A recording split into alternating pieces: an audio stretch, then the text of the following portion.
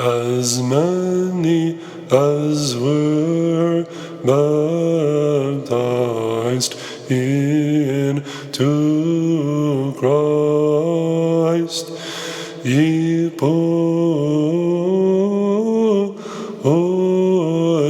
on the Christ.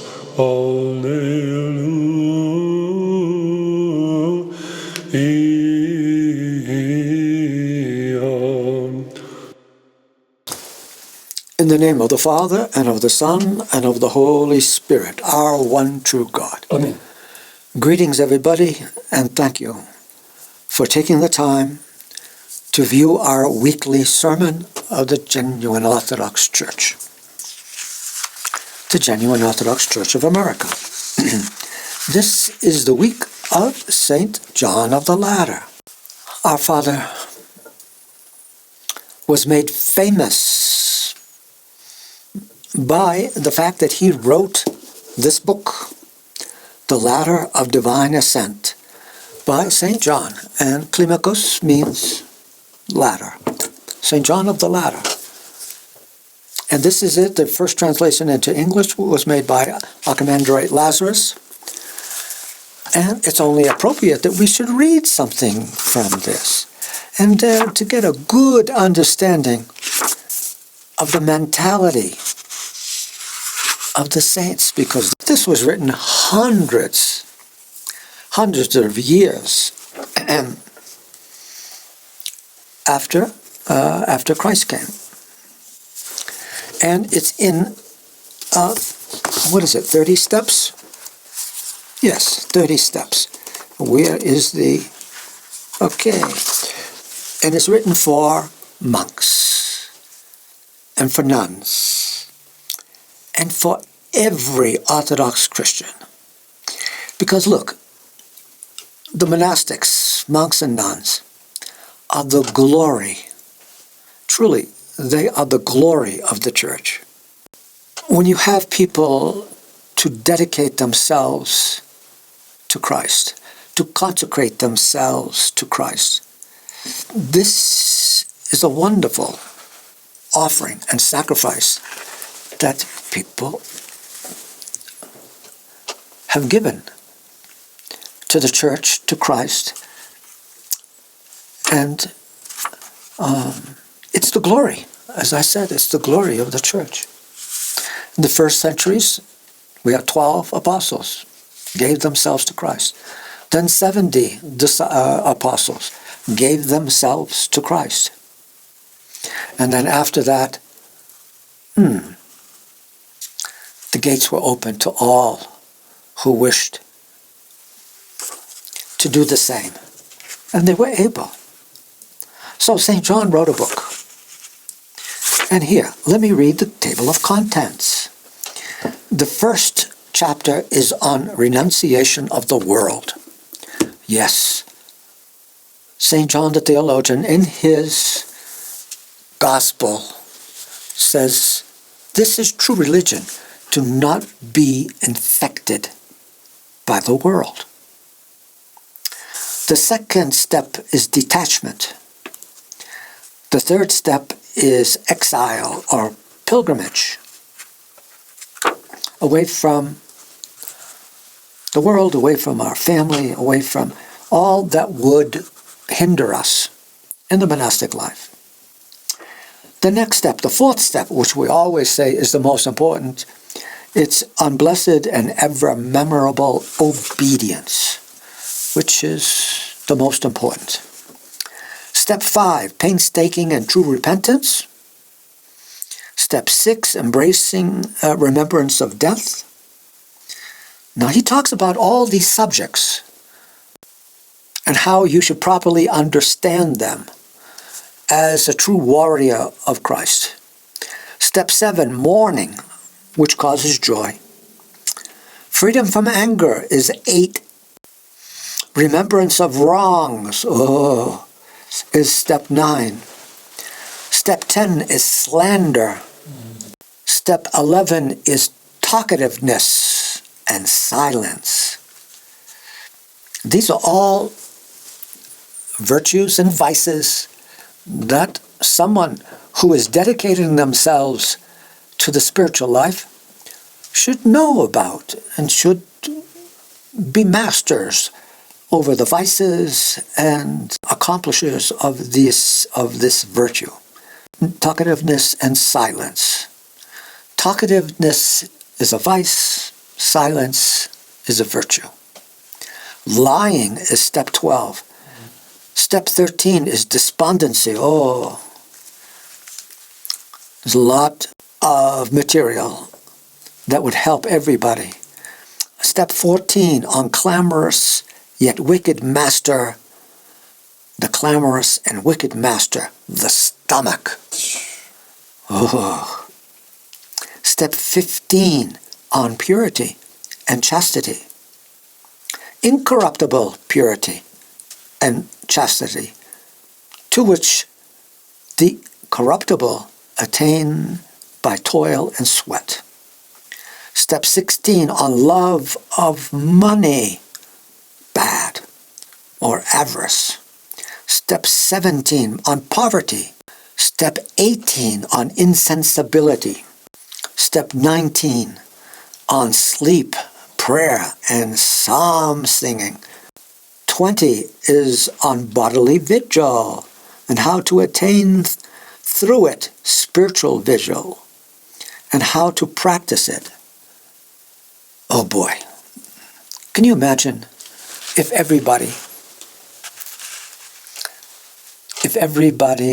kept vigil? What kind of people they would be? So spiritually astute. If they could keep vigil for 1 hour, not as the monastics, they keep vigil for maybe 4, 5 hours. But in the world, they're distracted by so many things. If you could keep vigil for a half hour, that would be wonderful. 21, on cowardice. Step 22, the many forms of vainglory. 23, on mad pride. Oh boy. We should make a copy of this and send it to all the ecumenical archbishops and bishops and patriarchs of world orthodoxy. Step 24, on meekness, simplicity, and guilelessness. Step 25, on the destroyer of passions, most sublime humility, which is rooted in spiritual feeling. 26, on discernment of thoughts, passions, and virtues. 27, on solitude and of body and soul. 28, on holy and blessed prayer, the mother of virtues. 29, concerning heaven on earth, or godlike dispassion and perfection, and the resurrection of the soul before the general resurrection. And the last step, 30, which numbers the years of our Lord before he started his ministry, concerning the linking together of the Supreme Trinity among the virtues. This whole book talks about virtue and vice, and it is good. It's good and wholesome. And then there's a brief exhortation summarizing all that has been said at length in this book. Wow, we could make a video just on the last part, can't we? Mm. But because we don't have the luxury. Do we have the luxury? It looks like the brief exhortation is just a couple of paragraphs. So let's read it. Ascend, brothers, ascend. Ascend eagerly and be resolved in your hearts to ascend. And hear him who says, come, let us go up to the mountain of the Lord, to the house of our God, who makes our feet like hinds' feet, and sets us on high places, that we may be victorious with his song. Run, I beseech you, with him who said, let us ascend until we attain to the unity of the faith and of the knowledge of God, to mature manhood, to the measure of the stature of the fullness of Christ, who, when he was baptized in the 30th year of his visible age, revealed the 30th step in the spiritual ladder, since God is indeed love, to whom be praise, dominion, power, in whom is and was and will be the cause of all goodness throughout infinite ages. Amen. Yes, I changed that a little bit. I said, who, when he was baptized in the 30th year of his visible age, revealed the 30th step in the spiritual ladder, since God indeed is love, because he came and revealed himself. Why? Out of love for us. So let's read the first entry to the first step. This is what I was going to do originally. Step 1, on renunciation of the world. Our God and King is good, ultra good, and all good. It is best to begin with God in writing to the servants of God, of the rational beings created by him and honored with the dignity of free will. Some are his friends, others are his true servants, some are worthless, some are completely estranged from God, and others, though feeble creatures, are equally his opponents. Now he explains what this means. He's talking about all his creatures that he made with free will. By friends of God, dear and Holy Father, because he's writing this to the abbot of another monastery. By friends of God, dear and Holy Father, we simple people mean, properly speaking, those intellectual and incorporeal beings which surround God. We're talking about, in this way, the angels. They are God's friends. They love him. And they love us also. By true servants of God, we mean all those who tirelessly and unremittingly do and have done his will. Now I wonder, who can that be? Those who are baptized and are obedient to him. By worthless servants, we mean those think themselves as having been granted baptism, but have not faithfully kept the vows they made to God. That's those people who were baptized, but then decided they're not going to listen. They're not going to listen to the commandments of God. They're not going to listen to his ordinances, the laws. They're going to govern themselves. So they're going to disobey. But they were baptized, but they think they know better. And like some say, I have my own philosophy. I think this. I believe this. Well, why don't you think like the church teaches? Because they're self-governing. They're disobedient, and they are described by St. John as worthless servants. By those estranged from God, alienated from him, we mean those who are unbelievers, are heretics. Oh, unbelievers are heretics. St. John of the Ladder talks about those who are estranged from God. Like they have no connection to Him. Unbelievers and heretics. Finally, the enemies of God are those who have not only evaded and rejected the Lord's commandment themselves, but who also wage bitter war on those who are fulfilling His commandments. They are the enemies of God. And who are they? The devils. The demons who hate us. So I would encourage everybody, get the ladder of divine ascent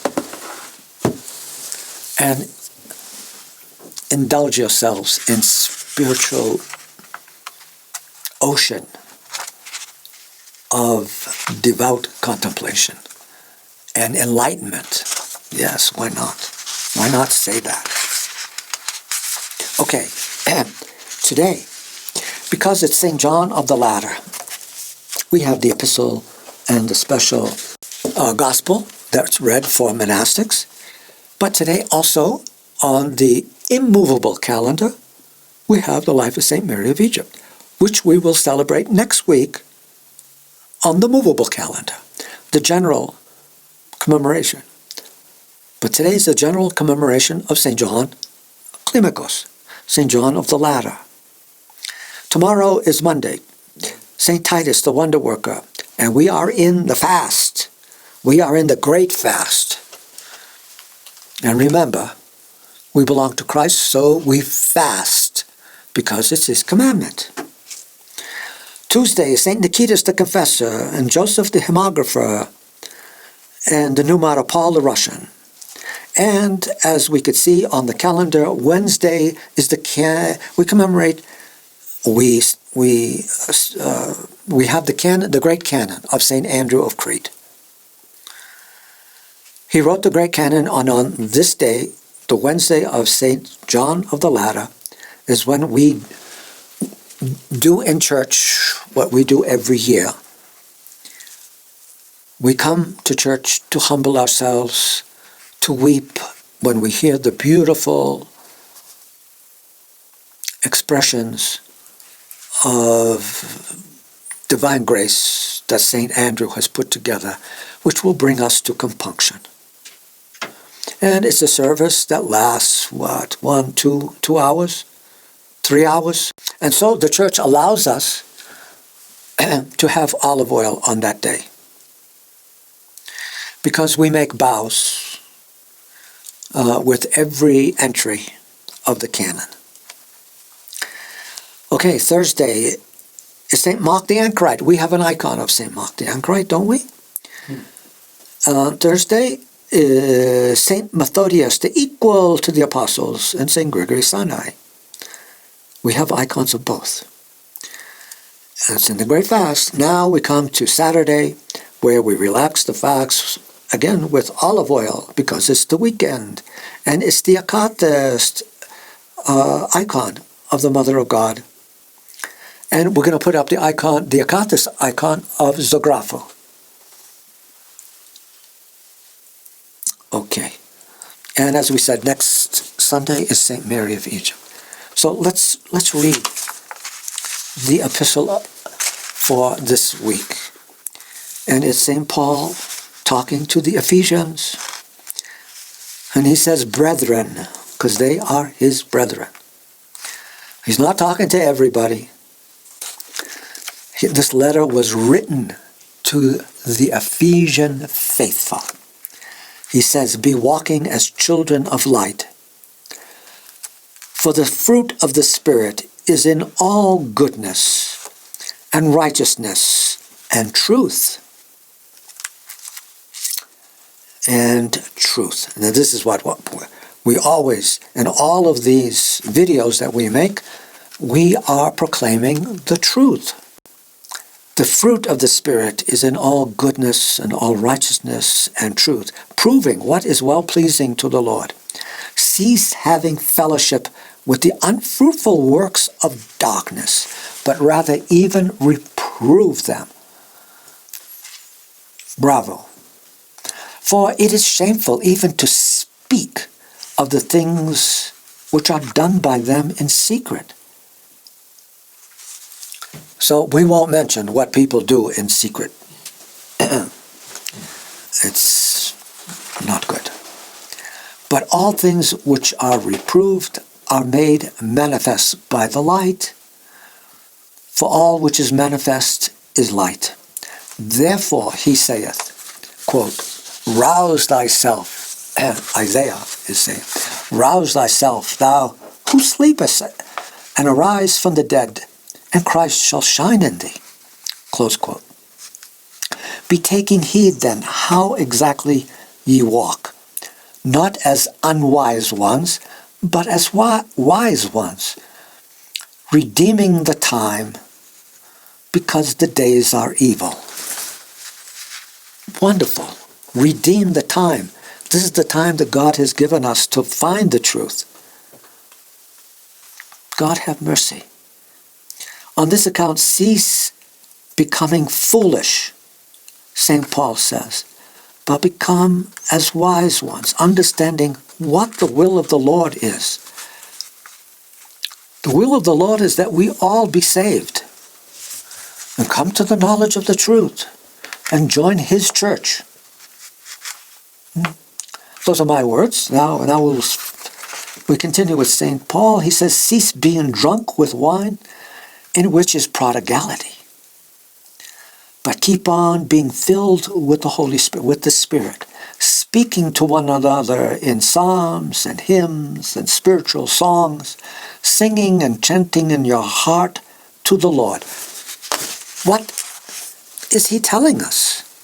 He's telling us, learn to love the Lord.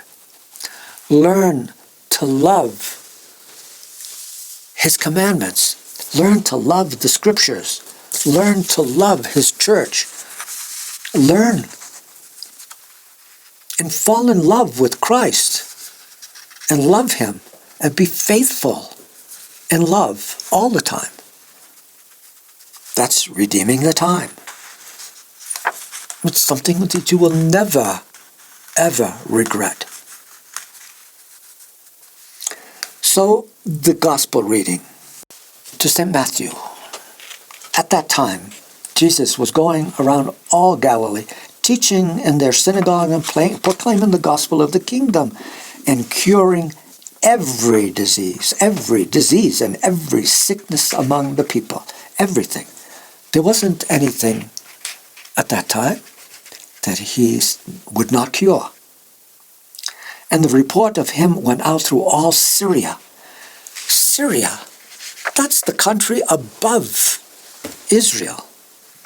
That's what is current Lebanon in Syria, currently Syria. It's a big country. So the report went out there that there is in Israel a wonder worker that's curing every disease and every sickness among all the people. So they brought to him all those who were ill and constrained by various diseases and torments and possessed by demons and lunatics and paralytics, and he cured them. He cured them all. And great crowds followed him from Galilee, from the part of Israel, from Decapolis and Jerusalem and the area of Judea and beyond Jordan.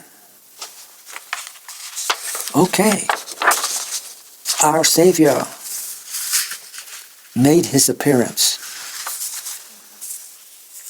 Thank God. And because of his miracles, people were not stupid. They weren't blind. They say, Look at this. Look at this man. He loves us so much. He is curing every disease. We come to him sick and we leave him perfectly well. This has got to be the Messiah. And so Christ sees the crowd, and how much? There must have been thousands. As we know, because he fed them. He fed 5,000, just men. And 3,000? Just men, not counting the women and children. But now in this gospel he says, but Matthew will explain, will show that how when he fed them, the amount of the people. Now seeing the crowds, St. Matthew considers, he went up into a mountain, and after he sat down, the Father said, why did he sit? Why does it say he sat down? Because the evangelist wanted to show that he taught people not only by his words, but also by his actions. His disciples came to him when he was ready to speak to all the people. And he opened his mouth and began to teach them. Blessed are the poor in spirit, for theirs is the kingdom of the heavens. In other words, blessed are the humble. This is virtue. And then he said, blessed are those who mourn, for they shall be comforted. In other words, thus blessed those who weep because of their sins, because of our fall of Adam, because of our condition, our fallen state again. Blessed are those who weep because we are oppressed by the devil. Blessed are the meek. That's a virtue. In other words, and he says, for they shall inherit the earth. Blessed are the meek that never get angry. God forbid. I never want to see any of our people, and God has granted me that I never see any of our people angry. Because it's an ugly sight to see someone angry. Everybody should hold their peace.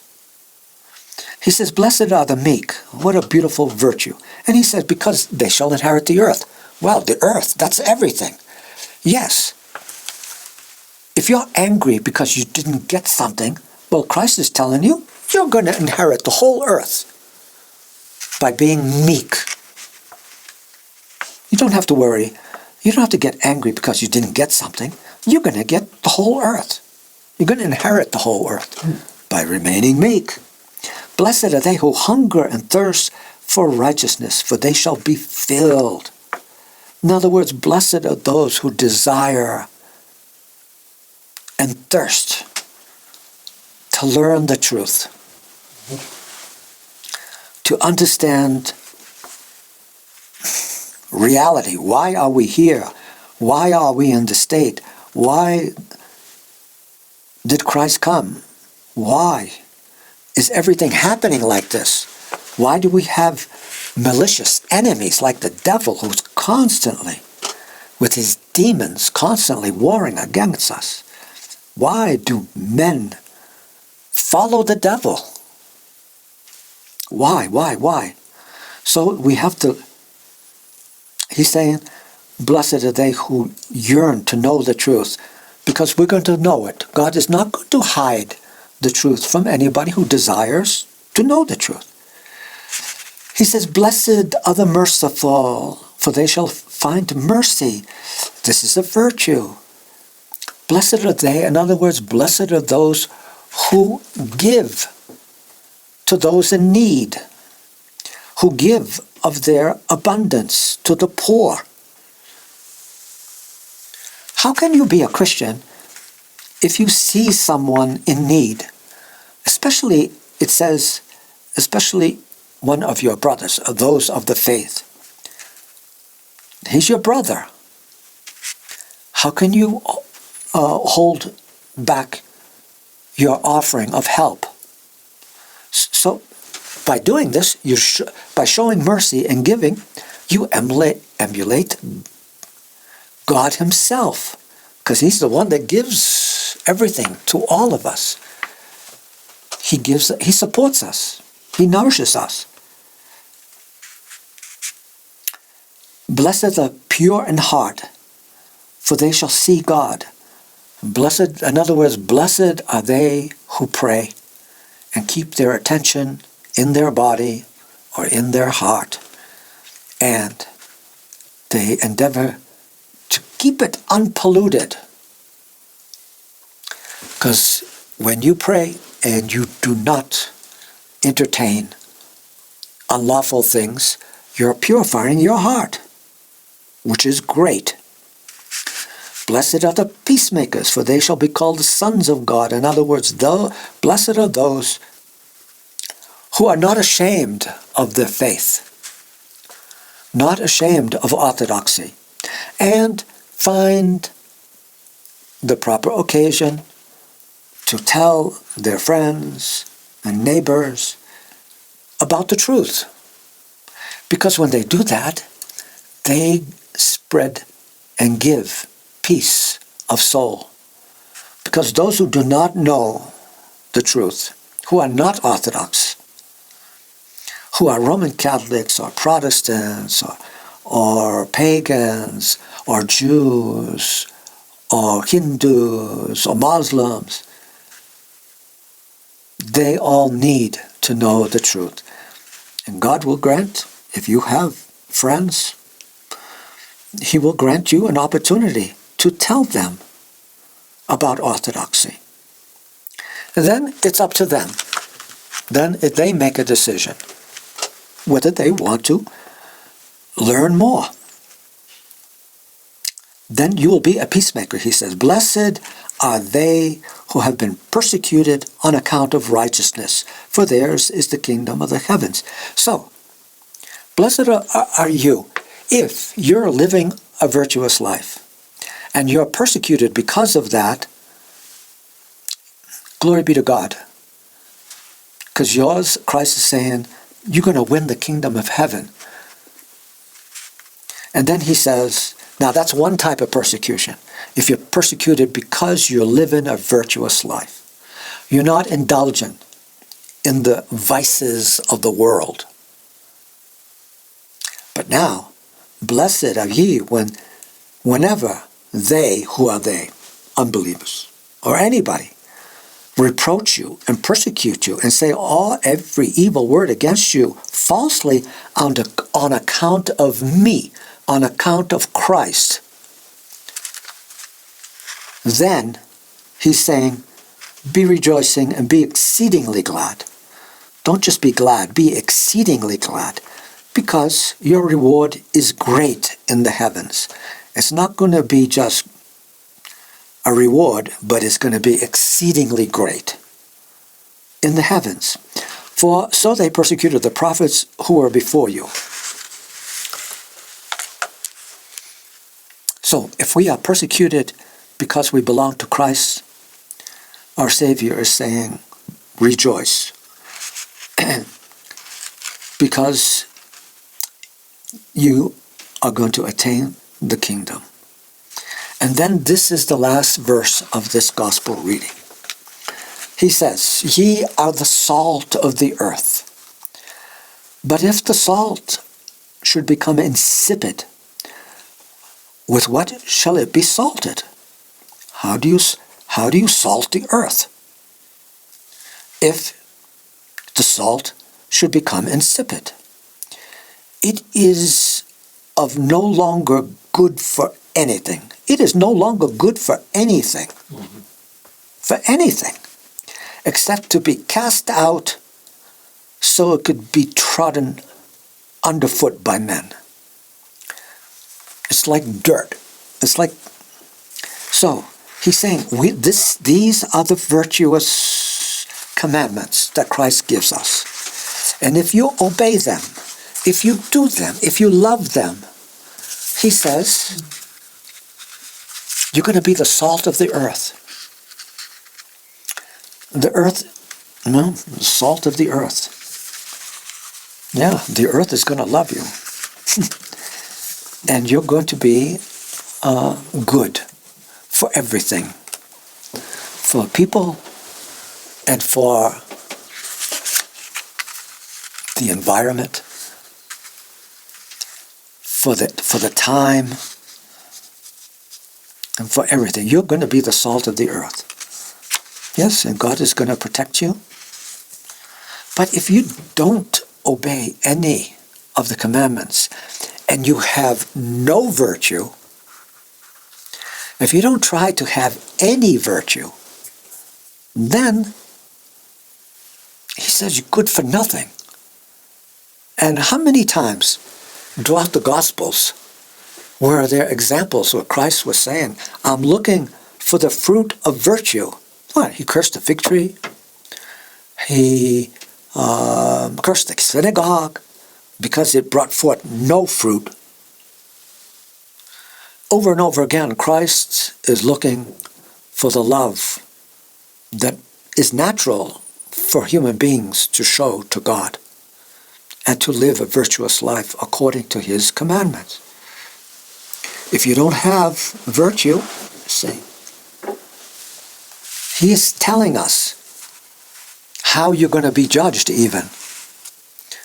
This is, you're no longer good for anything except to be cast out so people can trample you underfoot. So, God help us. God help us to virtue. Okay. Now, a few weeks ago, we had some saints that I wanted to bring before our people because I'm sure they probably never heard of these. The Patriarch Zacharias of Jerusalem. He celebrated according to the church calendar on the 21st of February. He was in the time of the Persian King Zacharias, when that wretched person attacked Jerusalem and he sacked the city in the time of the Greek Emperor Heraclius in 614. This Persian pagan who worshipped the sun and fire, that was his god. The Persians. What's Persia now? It's Iran. Zacharias was king of Persia, Iran. Yes, Orthodoxy went to Iran, but the pagans destroyed Christianity. The Muslims took it over, but they did the same thing. They did not permit Christianity to thrive in Persia. Zacharias took the precious cross off to Persia in 1614 and enslaved an enormous number of Christians, including the Patriarch Zacharias. Now this is the pagan king of Persia who worshipped the sun and fire. And who supported them? It's written in history.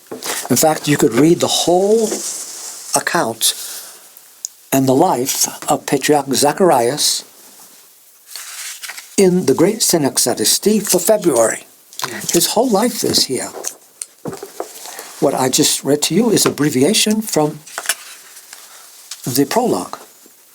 He took an enormous amount of Christians, including the Patriarch.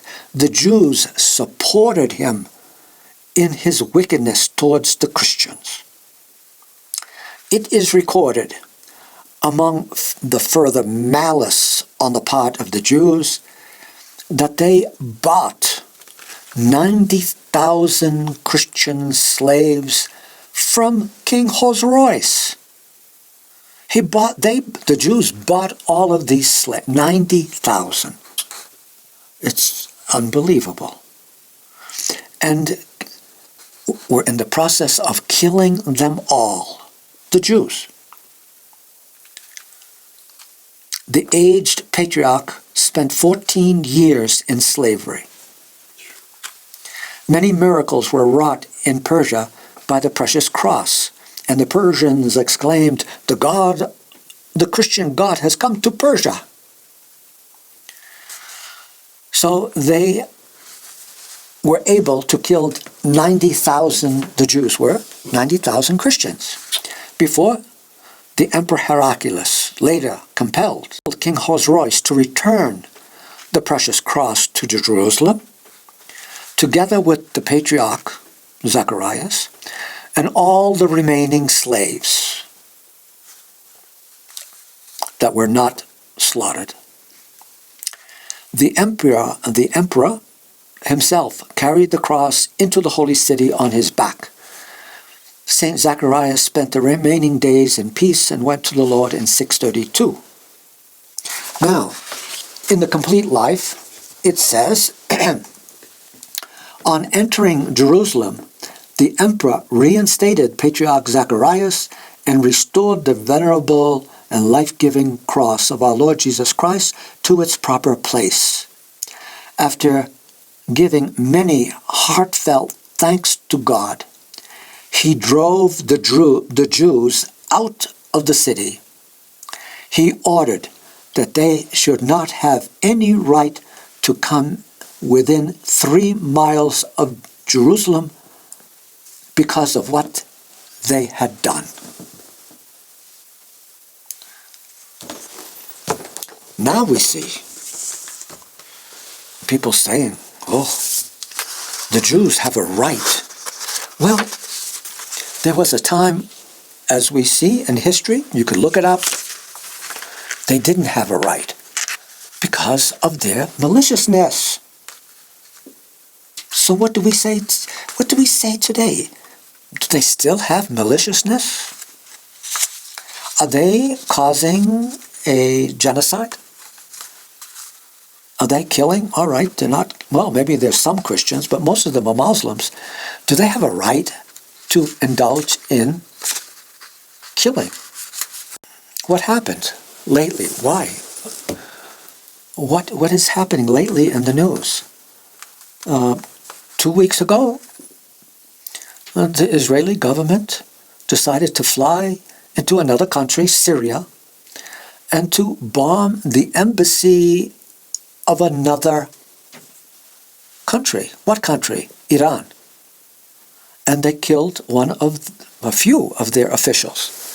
Well, according to all international law, if anybody attacks an embassy of another country, that is an act of war. So, after 2 weeks, the Iranians retaliated. And we don't know what the reaction is or how successful they were. But the latest news is that the Jews are going to again retaliate against Iran. But our brain-dead president did something right in 4 years of his presidency. He did something right. He convinced the Jews not to retaliate. And we thank God for that. Because that would only lead to more death and more. And what's it going to accomplish? Just more people dying. And a possible war. Okay. On February 20th, another saint I wanted to bring up before our people. Saint Leo, Bishop of Catania. Beneath the Mount Etna, the volcano, in the city of Catania, Saint Leo was a good shepherd and compassionate teacher of the people.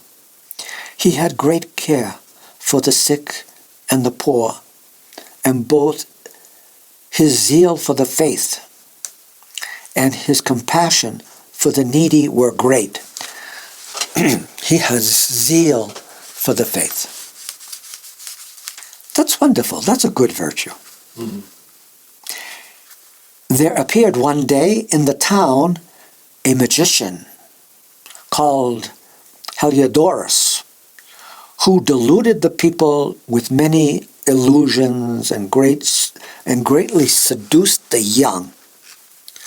Because young people are so easily seduced. And usually the devil uses magicians and witches and to seduce the young by sexual perversion.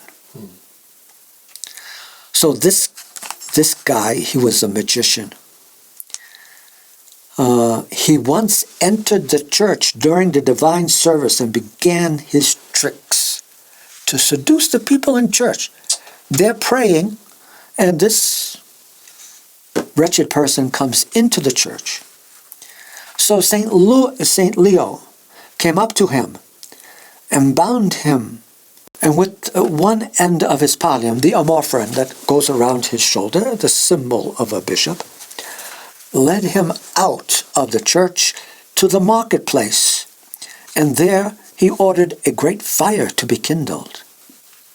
And when it was burning fiercely, he stood among the flames and pulled Heliodorus to him. Now, this is going over all the details because Heliodorus must have said, I could do anything. I am above fire and whatever. And, all right, oh really? Okay. Light a fire. And Heliodorus was brought in and pulled in because the bishop was in the fire and he wasn't touched at all. And Heliodorus was completely burned up. But Leo remained alive and unharmed. There wasn't a trace of burned anything on him, his beard and whatever. All who had been taken in by Heliodorus and who had regarded him in some way as divine, which showed his divine didn't even have power over fire, were put to shame by this. The compassionate and zealous Leo became known throughout the whole kingdom of where he was as a wonder worker, helping people by his miracles. When he had finished his course sometime in the 8th century, his soul went to the Lord, and healing myrrh flowed from his relics. Wonderful. The saints, there are many degrees in how God wishes to glorify his saints. And the most common way is that the skin decomposes and the bones are left, and the bones are incorrupt. What does that mean? They don't go to dust. The bones are incorrupt. They have even a fragrance among them. And they are not white, they are golden. Dark, but sometimes dark and sometimes golden. So there are many, say, degrees of incorruption. The most common is that skin decomposes and the bones are left. Then there is a glorified saint whose body is incorrupt, but everything remains. The skin and the bones and the whole body is incorrupt. And we have many like such, because God wishes to glorify them with complete incorruption. And the fragrance comes from them. And the miracles, of course, miracles from the bones, miracles from the incorrupt body. And we have Saint Gerasimus, Saint Spridon, Saint John the Russian, Saint John of Shanghai in San Francisco, Saint Sava the Sanctified, Saint Gregory the Theologian, Saint Spridon, Saint Gerasimus, Saint Dionysius of Zakynthos. And there are many. And there are some whom God has glorified that their relics flow myrrh. Like Saint Demetrius And now this bishop from Catania, Leo, and others, St. Nilus, whose relics give off a myrrh, an oil that you anoint yourself and you're blessed. And if you're sick, by his mercy. He was from Mount Athos, one of many. And his relics flowed myrrh so much that they came down the side of the mountain and then over a cliff into the sea. And the pious would come with boats to catch the myrrh that was coming down, because he was living in the desert parts of Mount Athos. St. Nilus, the myrrh screamer of Mount Athos, and there's many. So, glory be to God. Okay, now we're going to wound up this video with a entry from the Kiss of Judas, page 62. Oh my, look what is recorded on page 62. And here's the Kiss of Judas, if everybody doesn't know what this is. It's a book chronicling all the events of the ecumenists and the effects of ecumenism. Like last week, we showed a video of the effects of ecumenism in this present age, where there was a big fight in the church in Constantinople between an archbishop and one of his priests. Yeah, there was a fight. And it's not unusual because these people are ecumenists. And I remember a year before that, we showed another fight. But actually, it was a slap. One bishop, a Russian bishop, came to his priest in the sanctuary next to the altar and slapped him in the face. And it's all recorded on video. Why? Because the priest made a mistake. He made some kind of mistake. So the bishop came over and slapped him in the face. That was in the Russian church, the Moscow Patriarchate. And why does this happen? And I'm saying it's because the people have lost the grace of God. They have no holiness. So on the Kiss of Judas, we have this entry on page 62. Obscene dances in the Church of the Greek Orthodox in America, with the tolerance of Archbishop Yakovos Kukuzi. Remember? Put up his picture. He's looking down at everybody. Inside the Church Hall of St. Anthony in Los Angeles in November 1971, there were belly dances. Whoa, wait a minute. Belly dances were taking place, as was reported in the Orthodox Observer, quote-unquote. Orthodox Observer is the periodical of the Archdiocese, the Greek Archdiocese of America. Oh boy, I thought the Antiochians were the only ones that indulged themselves with belly dances. But look, the Greeks are doing the same thing. 1971. Without shame and without any sense of responsibility, they advertised.